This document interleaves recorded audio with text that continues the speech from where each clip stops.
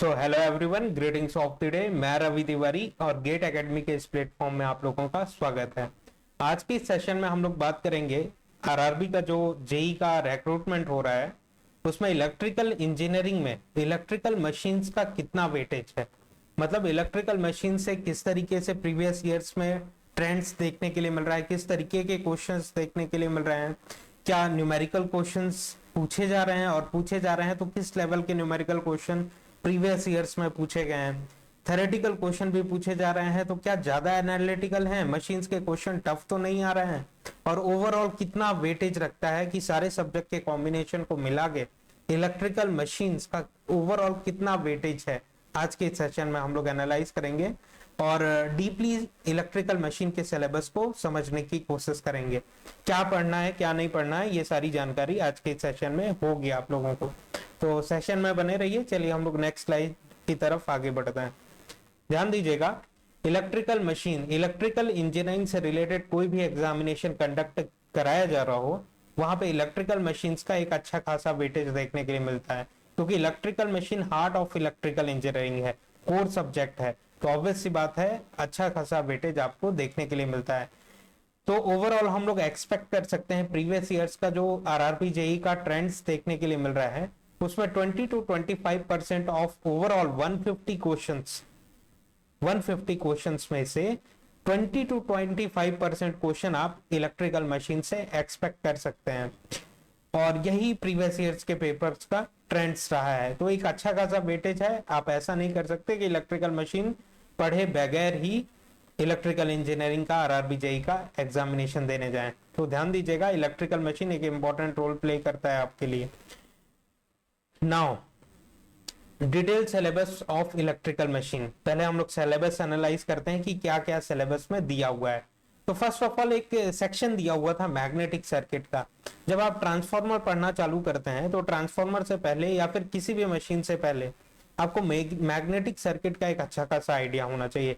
क्यों आइडिया होना चाहिए? क्योंकि जितनी भी मशीन्स हैं like transformer, DC machine, induction machine, synchronous machine और जो स्पेशल कंस्ट्रक्शंस हैं, सारी की सारी मशीन्स में फ्लक्स है, मैग्नेटोमोटिव फोर्स है, इजंट इट? फ्लक्स है, डेंसिटी के बारे में हम लोग डिस्कशन करेंगे, तो ये रिलक्टेंस के बारे में, परमेबिलिटी के बारे में डिस्कशन करेंगे। तो मैग्नेटिक सर्किट का एक अच्छा खासा आइडिया आपके पास होना चाहिए।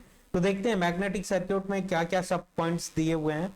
Concepts of magnetic flux, flux के बारे में आपको पढ़ना पड़ेगा, magnetomotive force, reluctance, permeability, susceptibility, magnetic materials, different kinds of magnetic materials, diamagnetic, paramagnetic, non magnetic materials, तो इनकी क्या कैटेगराइजेशन होती है, कौन से मटेरियल की क्या एबिलिटी होती है, what is permeability of the magnetic materials, और डायमैग्नेटिक मटेरियल्स की रिलेटिव परमेबिलिटी कितनी होती है, इन सारी चीजों के बारे में आपको आइडिया होना चाहिए। और कौन कौन से मटेरियल्स जो हैं उनकी क्या क्या रिलेटिव परमेबिलिटी, जैसे डायमैग्नेटिक मटेरियल की रिलेटिव परमेबिलिटी का रेंज क्या है, पैरामैग्नेटिक का क्या है, फेरोमैग्नेटिक मटेरियल्स का क्या है, नॉन मैग्नेटिक मटेरियल्स का क्या है। तो ध्यान दीजिएगा, इन सारी चीजों को इस तरीके से आपको ध्यान देना है। देन हम लोग बात करें मैग्नेटिक कैलकुलेशंस, जैसे कि conductors of different configurations, state conductor, circular conductor, solenoidal conductors, तो इनके बारे में आपको आइडिया होना चाहिए। और गेट एकेडमी का जो डिटेल कोर्स अवेलेबल है आप इजीली अवेल कर सकते हैं गेट एकेडमी लाइव ऐप पे जाके, जहां से आपको ये सारे डिटेल टॉपिक देखने के लिए मिल जाएंगे। आपको किसी भी तरीके की स्ट्रगल करने की जरूरत नहीं होगी। ध्यान देते हैं हम लोग नेक्स्ट पॉइंट की तरफ आगे बढ़ते हैं। इलेक्ट्रोमैग्नेटिक इंडक्शन, तो सेल्फ इंडक्शन, यहां से क्वेश्चंस आए हुए हैं। ये मैग्नेटिक सर्किट एक इंपॉर्टेंट रोल प्ले करती है।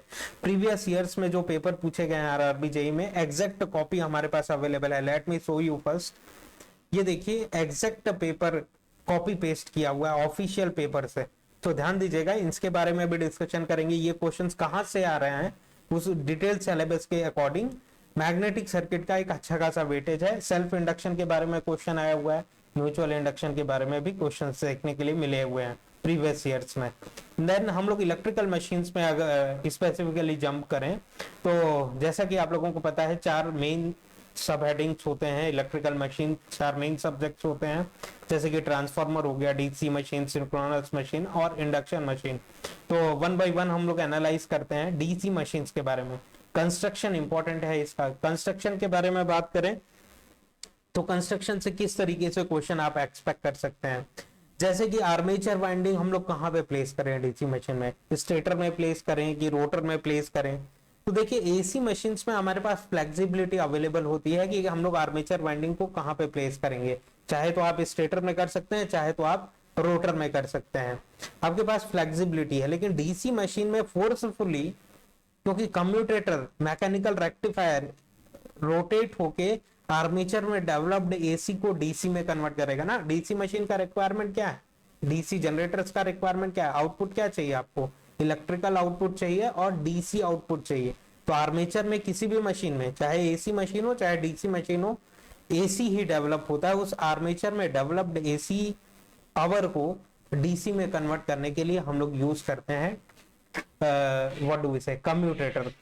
तो इस तरीके से कंस्ट्रक्शन आपको मालूम होना चाहिए, और कहाँ पे कौन सा आर्मेचर वाइंडिंग कहाँ पे होगा और फील्ड वाइंडिंग कहाँ पे होगा, इसके बारे में आइडिया होना चाहिए। देन इंटरपोलर वाइंडिंग्स हैं, सॉरी इंटरपोलर है, इंटरपोल्स का सेंस क्या होना चाहिए, उनकी पोलैरिटी क्या होनी चाहिए पोल्स की, और कंपनसेटिंग वाइंडिंग है, लैप वाइंडिंग है, वेव वाइंडिंग है। तो इनके बारे में आपको डिटेल में आइडिया होना चाहिए। आप डिटेल कोर्स में देखेंगे तो आपको आइडिया मिल जाएगा और एक बेहतरीन अंडरस्टैंडिंग आप क्रिएट कर सकते हैं। Basic principle of DC Motors and generators, तो बेसिक जो प्रिंसिपल है Faraday's law of electromagnetic induction, तो उसके बारे में आपको आइडिया होना चाहिए। आपको ऐसा भी हो सकता है एनालिटिकल वे में अगर क्वेश्चन पूछना चाहे वो, तो 4 ऑप्शंस आपको सेट करके दे देगा, ग्राफिकली रिप्रेजेंट कर देगा, करंट और वोल्टेजेस का डॉट और क्रॉस के सेंस में डायरेक्शन दे देगा, और आपसे टॉर्क के बारे में पूछेगा कि इस मशीन में टॉर्क एंटी क्लॉकवाइज डायरेक्शन में डेवलप होगा कि क्लॉकवाइज डायरेक्शन में डेवलप होगा, और वाइसे वर्सा इसका अपोजिट भी पूछ सकता है। टॉर्क दे दिया, सारी चीजें दे दी, वोल्टेज और करंट का डायरेक्शन आपसे पूछ सकता है। तो एनालिटिकल वे में भी इस तरीके से क्वेश्चंस पूछे जा सकते हैं। तो आपको मशीन में स्ट्रांग होना पड़ेगा, अच्छे से कवर करना पड़ेगा चीजों को। देन कैरेक्टरिस्टिक के बारे में हम लोग बात करें तो वोल्टेज रेगुलेशन के जो कैरेक्टरिस्टिक हैं जनरेटर्स के, ऑब्वियसली बात है जनरेटर्स में वोल्टेज रेगुलेशन के बारे में बात करेंगे हम लोग, और मोटर्स में आपके टॉर्क के बारे में बात करेंगे, स्पीड के बारे में बात करेंगे।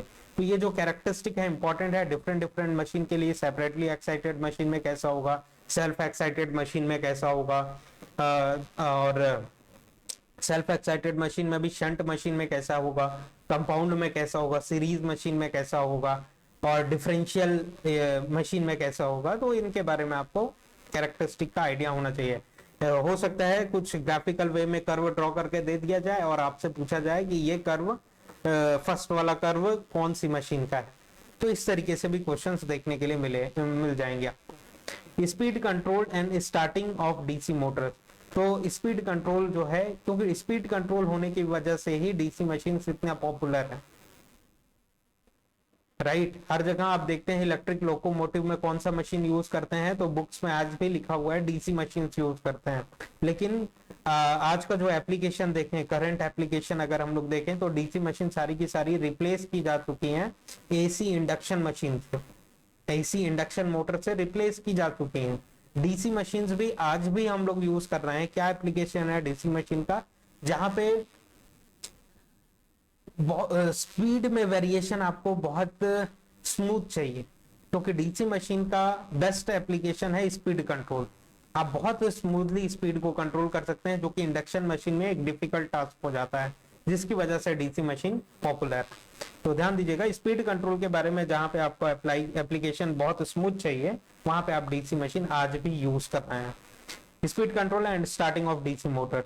देन मेथड्स ऑफ ब्रेकिंग जो है, रीजनरेटिव ब्रेकिंग और डायनेमिक ब्रेकिंग, तो ये डिफरेंट ब्रेकिंग्स का आइडिया होना चाहिए, यहाँ से क्वेश्चंस आप एक्सपेक्ट कर सकते हैं। देन लॉसेस एंड एफिशिएंसी, तो ऑब्वियसली बात है जितनी भी मशीन्स है सभी में लॉसेस एंड एफिशिएंसी के बारे में आपको आइडिया होना चाहिए। देन ट्रांसफार्मर के बारे में बात करें, single phase transformer and 3 phase transformer, इनके construction, principle of operation, equivalent circuit, voltage regulation. Construction में बात करें shell type transformer, core type transformer, welding transformer.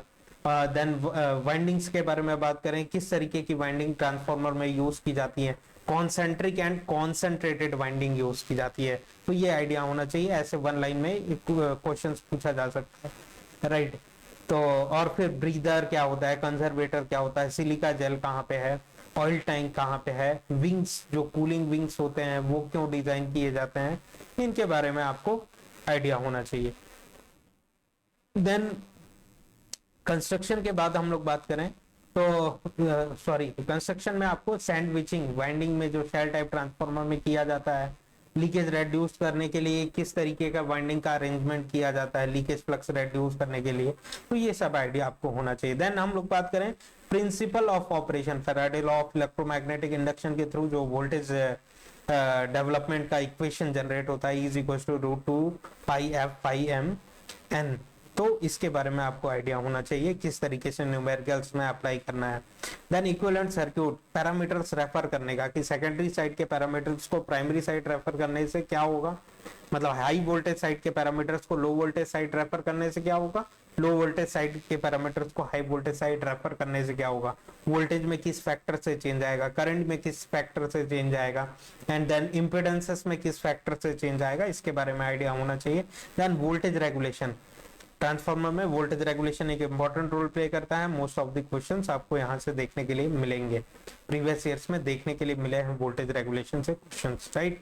तो ये रहा आपका ट्रांसफार्मर का सेक्शन। देन हम लोग नेक्स्ट स्लाइड में अगर आगे बढ़ते हैं तो टेस्टिंग में बात करें तो ओसी एंड एससी टेस्ट हैं। देन लॉसेस एंड एफिशिएंसी है। ओसी टेस्ट कहाँ पे, किस तरफ, एचवी साइड में कंडक्ट करते हैं कि एलवी साइड में कंडक्ट करते हैं, और शॉर्ट सर्क्यूट टेस्ट कहाँ पे कंडक्ट करते हैं, एचवी या एलवी साइड, तो इसके बारे में आइडिया होना चाहिए। Then losses and efficiency again transformer में देखने के लिए मिल रहा है, hysteresis loss, eddy current loss, copper loss, इनके बारे में आइडिया होना चाहिए। देन एफिशिएंसी का क्या फॉर्मूला है, ऑल डे एफिशिएंसी क्या होती है, ऑल डे एफिशिएंसी किस मशीन की डिजाइन की जाती है, सॉरी डिफाइन की जाती है, डिस्ट्रीब्यूशन ट्रांसफार्मर की डिफाइन करते हैं कि व्हाट डू वी से, पावर ट्रांसफार्मर की डिफाइन करते हैं, डिस्ट्रीब्यूशन ट्रांसफार्मर पावर ट्रांसफार्मर में क्या डिफरेंसेस है, तो इसके बारे में आपको अच्छा खासा आइडिया होना चाहिए, आपको वो डिटेल कोर्स में देखने के लिए मिलेगा। Effect of voltage frequency and wave forms on losses, तो voltage and frequency and wave form on losses, तो ऐसे सिलेबस में दिए हुए हैं points. Parallel operation of single phase and three phase transformer, तो पैरेलल ऑपरेशन से जेईई के एग्जाम में ज्यादा आपको न्यूमेरिकली क्वेश्चंस नहीं देखने के लिए मिलेंगे, डायरेक्ट क्वेश्चंस होंगे, और यहाँ से आपको थ्योरेटिकल वे में कि पैरेलल ऑपरेशन करने से पहले क्या क्या नीड होने चाहिए, क्या क्या नेसेसरी अरेंजमेंट है जो कि हम लोगों को करना चाहिए, और क्या क्या डिजायरेबल कंडीशंस है जो कि फुलफिल होने चाहिए, तो इसके बारे में थ्योरेटिकल क्वेश्चन आप एक्सपेक्ट कर सकते हैं। देन ऑटो ट्रांसफार्मर्स हैं, ऑटो ट्रांसफार्मर के क्या एप्लीकेशंस हैं, एंड एक दो मार्क का क्वेश्चन कॉपर सेविंग पे या फिर जनरल क्वेश्चंस पूछने के लिए मिले आपको, तो इसके बारे में भी आपको आइडिया होना चाहिए आरआरबी के एग्जाम में। देन हम लोग बात करें ट्रांसफार्मर का सेक्शन कवर करने के बाद इंडक्शन मशीन्स के बारे में, let me zoom in. Induction machines में बात करें अगर हम लोग तो थ्री फेज इंडक्शन मशीन्स पे फोकस करें, ध्यान दीजिएगा। As a motor induction motors popular है, as a generator synchronous generators popular है। क्या रीजन है कि as a generator induction generator popular नहीं है, और क्या रीजन है कि as a motor synchronous motors popular नहीं है। तो अगर आप इसके बारे में आइडिया रखते हैं तो कमेंट सेक्शन में आप डिस्कशन कर सकते हैं, और अगर कोई डाउट है तो आप कमेंट सेक्शन में कमेंट करिए, उस पर हम लोग सेपरेटली इस तरीके के वीडियो आप लोगों को प्रोवाइड करवाएंगे, ध्यान दीजिएगा। देन हम लोग बात करें थ्री फेज इंडक्शन मोटर्स में रोटेटिंग मैग्नेटिक फील्ड का concept, RMF. Three phase induction machine में आरएमएफ का मैग्नीट्यूड 1.5 एफमैक्स होता है, तो क्या है रोटेटिंग मैग्नेटिक फील्ड, किस तरीके से क्रिएट की जाती है, बेसिक आइडिया आपको होना चाहिए। And then principle of operation, again Faraday's law of electromagnetic induction यहाँ पे रोल प्ले करेगा।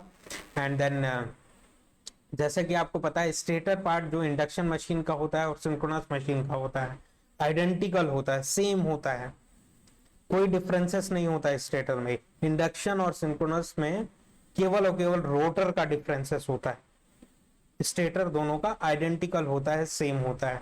तो रोटेटिंग मैग्नेटिक फील्ड हो गया, प्रिंसिपल ऑफ ऑपरेशन हो गया, and then equivalent circuit. Equivalent circuit के बारे में बात करें तो रोटर का इक्विवेलेंट सर्किट, उसके बेसिस पे कुछ numerical general questions formula based आपको देखने के लिए मिलेंगे। Then torque speed characteristic important role play करता है इंडक्शन मोटर्स में, ध्यान दीजिएगा इसके बारे में। And starting and speed control, speed control में भी स्पेसिफिकली आप variable voltage variable frequency control method पे ध्यान दीजिएगा, क्योंकि प्रीवियस ईयर्स में जितने भी AE के एग्जामिनेशंस होते हैं या फिर RRB का स्पेसिफिकली हम लोग बात करें तो वहां पे वेरिएबल वोल्टेज वेरिएबल फ्रीक्वेंसी से वेरी फ्रीक्वेंटली क्वेश्चन देखने के लिए मिलते हैं प्रीवियस ईयर्स में। देन हम लोग बात करें methods of braking, dynamic braking, regenerative braking, तो इन सारी चीजों पे आप फोकस करिएगा। Then effect of voltage and frequency variation on torque speed characteristic, voltage और फ्रीक्वेंसी वेरी करने का टॉर्क स्पीड कैरेक्टरिस्टिक में। सो ऑब्वियस सी बात है, ये variable voltage variable frequency control method of speed control है, जहां से ये सेग्रीगेट करके एक टॉपिक दिया हुआ है। देन फ्रैक्शनल किलोवाट मोटर्स हैं, सिंगल फेज इंडक्शन मोटर्स हैं, जिसके कैरेक्टरिस्टिक हैं, एप्लीकेशंस हैं, इन सारी चीजों पे आपको ध्यान देना है। सिंगल फेज इंडक्शन मोटर में जो कैटेगराइजेशन है, like resistance split phase motor, capacitor start capacitor run motor, permanent capacitor motor, तो इस तरीके से आपको सेग्रीगेशन मालूम होना चाहिए कि कौन से मशीन में मेन वाइंडिंग और ऑक्सिलरी वाइंडिंग के करंट के बीच का जो डिफरेंस होता है अल्फा, उसका एंगल कितना होता है, इस तरीके से क्वेश्चन पूछ दिया जाएगा आपको।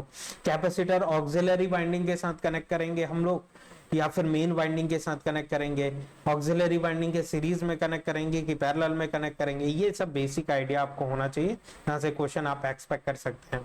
देन एप्लीकेशंस के बारे में बात करें, कौन सी मशीन कहाँ पे यूज की जाती हैं, तो ये इन सारी चीजों के बारे में भी डायरेक्ट क्वेश्चन देखने के लिए मिले हैं प्रीवियस ईयर्स में, तो ध्यान दीजिएगा इन सारी चीजों के बारे में। देन हम लोग बात करें सिंक्रोनस मशीन्स के बारे में, generation of three phase electromotive force, three phase electromotive force, तो synchronous machine as a generator popular है, right, as a motor popular नहीं है। क्या रीजन है, डिस्कशन करिएगा कमेंट बॉक्स में। तो generation of three phase electromotive force, armature reaction end voltage regulation, principal of operation, ये सारी चीजें मैटर करेंगी। देन केपी केडी, कंस्ट्रक्शन में बात करें तो पिच फैक्टर क्या है, एंड डिस्ट्रीब्यूशन फैक्टर केडी क्या है, और जनरेटेड वोल्टेज का जो इक्वेशन आता है root two pi f phi average value of phi NSC K P K D, तो इस तरीके से इनका आइडिया होना चाहिए, जैसे डायरेक्ट क्वेश्चन आप एक्सपेक्ट कर सकते हैं, तो आप इजीली सॉल्व कर सकते हैं। प्रैक्टिस करिए चीजों का, जितने ज्यादा से ज्यादा क्वेश्चंस हो सकते हैं प्रैक्टिस करिए। Then parallel operations, parallel operation में अगेन थ्योरी पे आपको फोकस करना है, सिंक्रोनाइजेशन का थ्योरी पे आपको फोकस करना है कि किस तरीके से लैंप मेथड के थ्रू हम लोग सिंक्रोनाइजेशन करते हैं एंड सिंक्रोनोस्कोप के थ्रू सिंक्रोनाइजेशन करते हैं, तो इसके बारे में आइडिया होना चाहिए। Then control and application, control and of active and reactive power and starting and application of synchronous motor, तो रिएक्टिव पावर का जो कंट्रोल है, ओवर एक्साइटेड केस में मशीन रिएक्टिव पावर की डिलीवरी करेगी कि एब्जॉर्प्शन होगा, ओवर एक्साइटेड मशीन में किस तरीके का आर्मेचर रिएक्शन होता है, इन सारी चीजों के बारे में आइडिया होना चाहिए। ये एक इंपॉर्टेंट टॉपिक है, यहाँ से समझ लीजिए कोई भी एग्जाम कंडक्ट किया जा रहा है जहाँ पे इलेक्ट्रिकल मशीन का क्वेश्चन पूछा जा रहा है अगर, तो control of active and reactive power से जरूर क्वेश्चन पूछने के लिए मिलता है कि ओवर एक्साइटेड मशीन है, रिएक्टिव पावर की डिलीवरी करती है, तो आर्मेचर रिएक्शन का नेचर क्या होगा, इस तरीके से क्वेश्चन, और करंट का नेचर क्या होगा, लीडिंग होगा करंट की, लैगिंग होगा, इस तरीके के डायरेक्ट क्वेश्चंस आपको देखने के लिए मिलेंगे, जो कि डिटेल सिलेबस में गेट एकेडमी के कोर्स में कवर कराए गए हैं ऑलरेडी। आपको डे 1 से ही आपको सारे जितने भी RRB के सिलेबस अवेलेबल हैं, चाहे वो CBT 1 का हो चाहे CBT 2 का हो, पूरा डिटेल्ड कोर्स डे 1 से ही आपको प्रोवाइड कर दिया जाएगा। किसी भी तरीके का सब्जेक्ट आपको, किसी भी सब्जेक्ट से आपको चालू करना है, बेझिझक आप चालू कर सकते हैं। देखिए गेट एकेडमी आज का इंस्टीट्यूशन नहीं है, ऑलरेडी वेल एस्टेब्लिश इंस्टीट्यूशन है, ऑलरेडी कोर्सेस अवेलेबल हैं, आप immediately readily available courses available हैं, राइट। तो आपका टाइम कम से कम वेस्ट होगा, आप कम समय में ज्यादा यूटिलाइज कर सकते हैं चीजों। और फिर देन हम लोग बात करें प्रिपरेशन टिप्स के बारे में, तो ध्यान देते हैं हम लोग इसके बारे में। Just a second, late me zoom out. Preparation tips, क्या क्या आपको फॉलो करना है, ध्यान दीजिएगा। कॉन्सेप्चुअल क्लियरिटी होनी चाहिए आपको इलेक्ट्रिकल मशीन में। देखिए इलेक्ट्रिकल इंजीनियरिंग का इलेक्ट्रिकल मशीन जो है वो सबसे ज्यादा कॉन्सेप्चुअल सब्जेक्ट है। यहाँ पे आपको कॉन्सेप्चुअली बहुत क्लियर होना पड़ेगा। कैसे क्लियर होंगे कॉन्सेप्चुअली? अगर आप स्टैंडर्ड बुक्स पढ़ते हैं या फिर खुद से मेहनत करते हैं तो इतना समय बचा नहीं हुआ है। अगर आप किसी अच्छे फैकल्टी का लेक्चर्स फॉलो करें, चीजों को प्रॉपरली फॉलो करें, इंस्ट्रक्शन प्रॉपरली फॉलो करें, तो मशीन में एक अच्छा कमांड आप क्रिएट कर सकते हैं। और बताइएगा आपके नीड के अकॉर्डिंग, आप कमेंट सेक्शन में बताइए कि किस तरीके के वीडियोस आपको चाहिए इलेक्ट्रिकल मशीन में।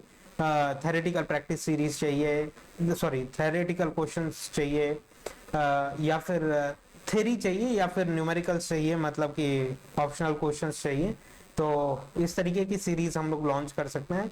अपने रिक्वायरमेंट्स कमेंट सेक्शन में जरूर बताइएगा। देन हम लोग बात करें कि प्रॉब्लम सॉल्विंग पे आपको ध्यान देना है। जितने ज्यादा से ज्यादा क्वेश्चन आप प्रैक्टिस कर सकते हैं, जितने नए से नए क्वेश्चन आप प्रैक्टिस कर सकते हैं, प्रीवियस ईयर्स के जितने ज्यादा से ज्यादा क्वेश्चन आप अटेम्प्ट कर सकते हैं, उतना प्रैक्टिस करने की कोशिश करिए। तभी किसी भी सब्जेक्ट में, नॉट ओनली इन मशीन, आप कमांड क्रिएट कर सकते हैं और कॉन्फिडेंस के साथ एग्जामिनेशन हॉल में एंटर कर सकते हैं। देन शॉर्ट नोट्स आप कैसे बनाएंगे? अगर आप सपोज करिए किसी भी इंस्टीट्यूशन का कोई वीडियो लेक्चर वगैरह लिए हुए हैं, तो जैसे कि आज आपने एक टॉपिक कवर की, राइट, देन कल के डे में उस टॉपिक को आप जब रिवीजन करने बैठेंगे तो रिवीजन कुछ इस तरीके से करिए तो उसको शॉर्ट नोट्स के फॉर्म में क्रिएट करते जाइए। साइमल्टेनियसली शॉर्ट नोट्स आपको क्रिएट करने हैं। ऐसा नहीं करना है कि एक सब्जेक्ट आपने पढ़ लिया फिर आप खाली बैठ के पूरा सब्जेक्ट पढ़ने के बाद आप शॉर्ट नोट्स बना रहे हैं। ऐसा मत करिए, क्योंकि इतना समय नहीं है आपको। साइमल्टेनियसली करिए, लिमिटेड समय में बेहतरीन आउटपुट आपका शॉर्ट नोट्स हेल्प करेगा इसमें। देन प्रीवियस ईयर्स के जो पेपर्स हैं, एनालाइज करिए प्रीवियस ईयर्स के पेपर्स, जिससे आपको आइडिया मिलेगा कि कहाँ से किस पोर्शन से मशीन के क्वेश्चन पूछने के लिए मिलते हैं, किस तरीके के क्वेश्चन पूछने के लिए मिलते हैं। देन बात करें मॉक टेस्ट, तो मॉक टेस्ट के बारे में बात करें तो मॉक टेस्ट जितना ज्यादा से ज्यादा आप दे सकते हैं सब्जेक्ट कवर करने के बाद, उतना ज्यादा से ज्यादा आपको रिजल्ट में चेंजेस देखने के लिए मिलेगा, इफेक्ट देखने के लिए मिलेगा। Let me tell you the situation कि अगर आप पूरा सब्जेक्ट पढ़ के जाते हैं आरआरबी का एग्जाम देने और आपने मॉक टेस्ट प्रैक्टिस नहीं किया हुआ है, और दूसरा एस्पिरेंट है जो कि पूरा सब्जेक्ट पढ़ के जाता है, मॉक टेस्ट का बहुत अच्छे से एनालिसिस करके जाता है और दे के जाता है मॉक टेस्ट, तो 10 से 15 मार्क्स का डिफरेंस वो क्रिएट कर सकता है आपसे। उसका परफॉर्मेंस आपसे बेहतरीन देखने के लिए मिलेगा। तो मॉक टेस्ट जरूर दीजिएगा, क्योंकि उससे टाइम मैनेजमेंट और जितनी भी चीजें हैं, नए क्वेश्चंस हैं, मॉक टेस्ट देने के बाद बस खाली मत बैठ जाइए, उसको फिर से एनालाइज करिए कि कौन कौन से क्वेश्चन किस सेक्शन से आपसे छूट रहे हैं, फिर उसको आप जाके जो थ्योरेटिकल नोट्स या फिर लेक्चर जो है वो रेफर करिए, जिससे एक बेहतरीन आइडिया सब्जेक्ट को स्ट्रॉन्ग कर सकते हैं और अच्छी तरीके से एग्जामिनेशन में परफॉर्म कर सकते हैं।